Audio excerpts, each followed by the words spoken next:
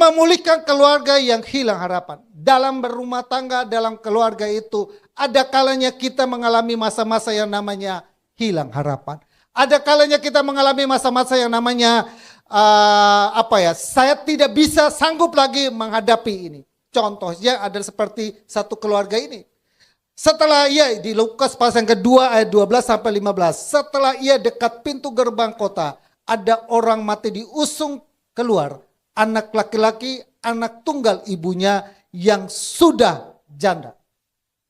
Anak laki-laki satu-satunya, papanya sudah meninggal, dan mamanya tinggal sendirian urus anak ini. Dan anak ini yang jadi harapannya, jadi tumpuannya, supaya anak ini nanti membantu mamanya dan lain sebagainya. Tapi anak ini diizinkan Tuhan harus mati.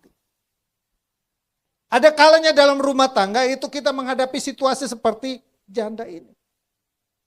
Dikatakan sini, dan banyak orang dari kota itu menyertai janda itu. Dan ketika Tuhan melihat janda itu, tergeraklah hatinya oleh belas kasihan. Lalu ia berkata kepadanya, jangan menangis. Sambil menghampiri usungan itu, ia menyentuhnya.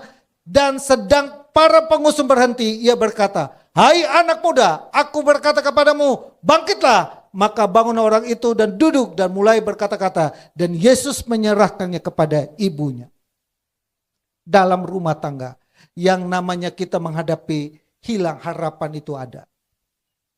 Ya, udah pernah belum rasain yang namanya mau bayar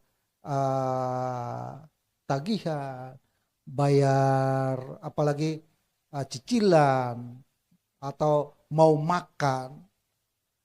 Ya, mungkin Bapak Ibu, saya rasa sini kita semua nggak ada ya. Tapi di luar sana ada yang mau makan saja, dia harus berjuang sedemikian rupa. Hilang harapan. Tiba-tiba apa yang kita perjuang itu tiba-tiba hilang. Putus asa. Galau. Kalau Bapak Ibu baca satu perikop ini, kalau kita berada di posisi ibu ini tingkat depresi yang sangat akut. Seseorang kehilangan suami, itu tingkat depresinya 100%. Seseorang kehilangan anak lagi, itu berapa persen? Goncang saudara, goncang besar. Saya sebagai anak saja, saya waktu kehilangan papa saya aja, saya hampir putus sekolah. Saya merasa bahwa dunia saya sudah game over. Waktu jadi anak, papa saya meninggal, saya merasa bahwa itu dunia saya sudah game over. Jadi saya tidak mau sekolah lagi. Mama saya bujuk saya tidak mau. Pokoknya papa, waktu itu saya ingat, Desember papa bangkit. Desember papa bangkit. Papa meninggal ya di Agustus. Jadi di benak saya itu, Desember papa hidup. Desember, ya saya mau itu papanya masih hidup. Saya depresi, padahal saya stres besar.